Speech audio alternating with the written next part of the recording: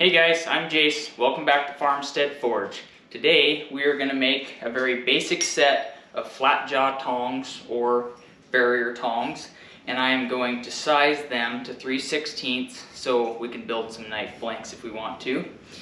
We're going to be using a style of tongs like we made in our first video, so if you haven't seen that, check that out. And we're also going to be using the hole punch with the overkill pineapple twist handle that we made in our first video. So if you haven't seen that, check that out. The stock I'm using today is two 8-inch pieces of 3/4 sucker rod. Sucker rod's a oil field surplus. It's a really high carbon steel, good stuff. When you build tongs, you want to do everything exactly the same. If you upset it, count your hammer swings. You know, if you put 8 hammer swings into the one, put 8 into the next, because if you don't make them exactly the same, they're not going to match up. And you make your jaws exactly the same, so when you flip the other one over, they match perfectly, or hopefully. And when I do my tongs, I always rough out my jaws and my boss, and then I draw out my reins with the power hammer. You'll have to do it by hand if you don't have one. A lot of people don't. Just use your rounded side of your hammer on your rounded horn to help draw it out. Sometimes if you're just beginning, that kind of gets out of control on you, so use your face of your anvil with your rounded side of your hammer with just overlapping hammer blows. So after I get my reins all cleaned up and the way I want them, then I critique my boss and my jaw and size them and rivet them and size them and all that. So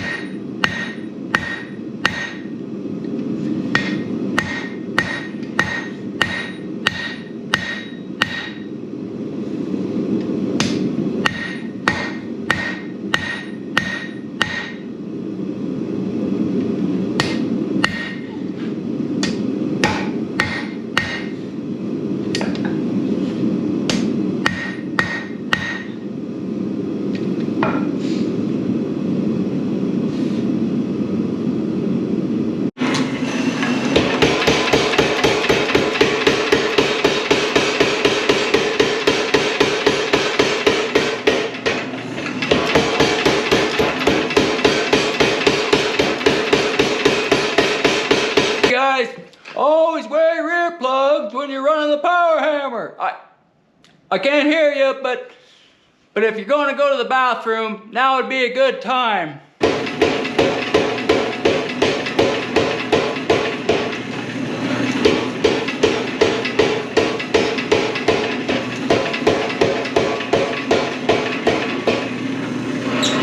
Alright guys, I just got these all roughed out. I'm going to come in here and I'm going to clean up my boss a little bit, clean up my jaws a little bit. I'm going to take my hot punch and I'll punch my hole for my rivet. And when you do, you want to make sure that your step for your jaw is down so you can drive it down, and then when you're ready to knock your source back out the other side, you have a nice flat spot to work over top your pritchel hole. And I'll probably come in here too and do a little divot right there, not hard all the way down or anything, just a nice little spot, and that just leaves a spot for heat to escape. And then we'll need to check our rivet hole, make sure we're not binding anywhere, hot rafts, clean it up, and then we'll rivet.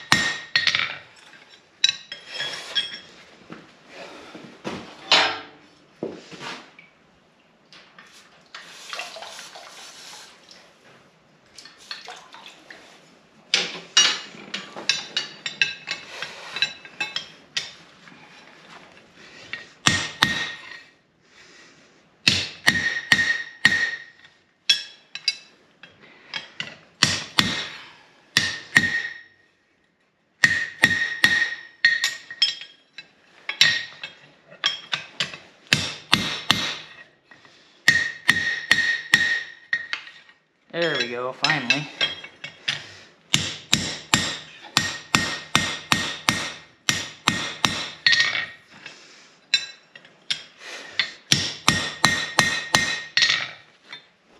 Got it a little crooked, so I'm just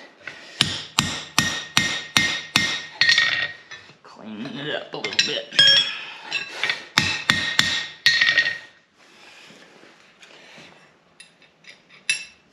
There we go. All right.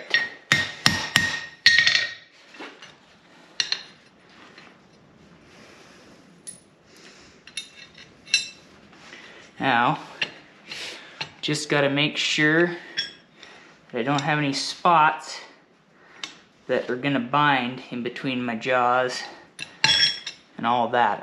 I've got a pretty good gap there, so I'm pretty good. I'll line the jaws up here in a minute when we size.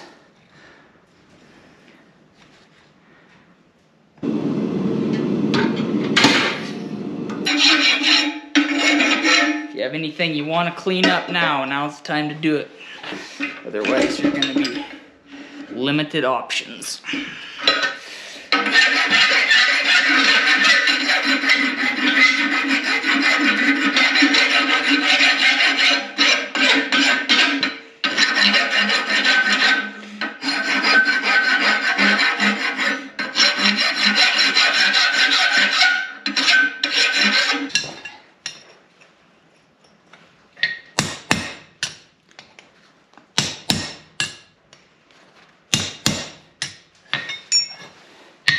Just scored that so that when I mash that rivet down in there, the rivet doesn't spin. Your tong moves around your rivet. That way it doesn't get a flat spot or on your rivet from your rivet just sitting in there kind of spinning, and then it wears your boss out.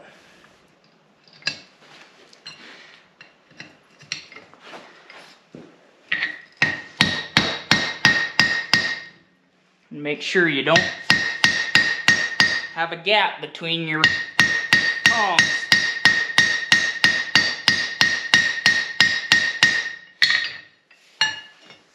Now, they're all froze up, out of whack. We'll throw them back in the fire, get that hot, open them up, work them, and line up our jaws.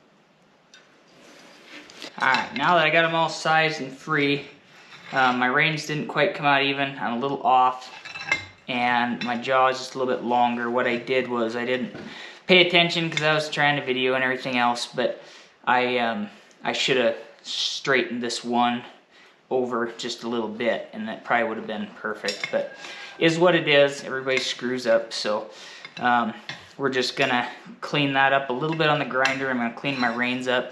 Not that you would have to, but it drives me bananas not having it quite right. I'm also gonna put a nice little bevel on these jaws with the grinder, just so when you're going under to grab some knife blanks, they slip right under there and grab them nice.